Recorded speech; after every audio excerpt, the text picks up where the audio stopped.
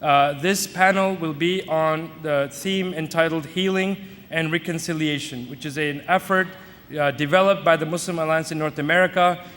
Really, its primary goal was to foster cooperation among the various segments of the Muslim community, and it's based on the verse of the Quran in Surah Al-Imran when Allah subhanahu wa ta'ala reminds us, وَأَعْتَصِمُوا بِحَبْلِ اللَّهِ جَمِيعًا وَلَا تَفَرَّقُوا, that hold all of you tight to the rope of Allah and do not be divided. With that in mind, I wanted to give you some elements of this campaign, and you have, by the way, brochures in front of you to explain more about the organization itself, so I will not take time to do that.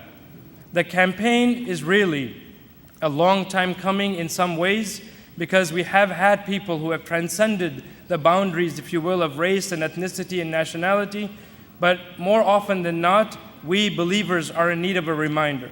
So MANA is doing that. MANA is taking on this campaign by way of saying that we are reminding the believers in America with a particular objective, and that is to foster among the various segments of our Muslim communities a greater sense of appreciation of each other, a common sense of purpose, and a higher level of cooperation.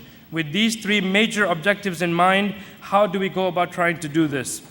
First and foremost, the end of June, around June 27th, about 18 representatives of major national and regional organizations met for a day-long meeting in Long Island, hosted by the Islamic Center of Long Island for the purposes of helping us to formulate this campaign.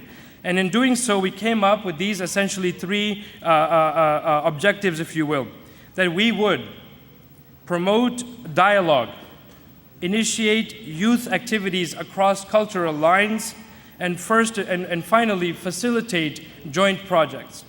Now, you know as well as I know that regardless of how much we attempt to do that, there are constant strains and stresses in the Muslim community that often pull us apart, either around ideological lines, around theological lines, and worst of all, along ethnic or racial lines. So our purpose today is to spend for about the next 30 minutes or so to explore this topic, to think about this out loud and in more detail, because MANA benefits from your input.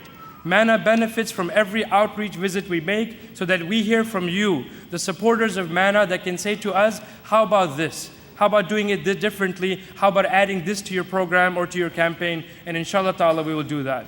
I'm joined today by two esteemed panelists. To my far right is Sister Asma Hanif, who presently serves as the chairwoman of the CCMO, which is the Coordinating Council of Muslim Organizations right here in the Washington, Maryland, and Virginia area. She is also the executive director of a group dedicated to helping Muslim women entitled Muslimatun Nisa, and by the way, their own fundraising dinner will be on September the 6th, the first weekend, the third weekend into Ramadan. To my right, immediate right, is Imam Shakir al-Sayyid, who presently serves as the Imam of Masjid Dar al-Hijra, which is across the Route 7 axis. So Route 7 East is Dar al-Hijra, and Route 7 West is the Adam Center where you are today. Imam Shakir al-Sayyid has for sure transcended and is an emblem of this effort that we're talking about with healing and reconciliation.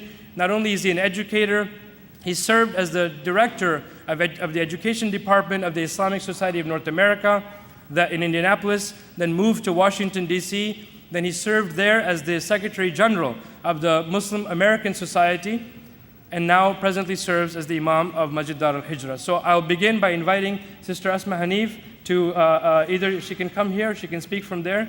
She wants to come? Okay. And then inshallah, she'll speak for about 7 to 10 minutes, after which Imam Shakir will address you, and then we'll have a brief comments and questions and answers. I give you Sister Asma Hanif. Assalamu alaikum. Alhamdulillah. Jazakallah khairan.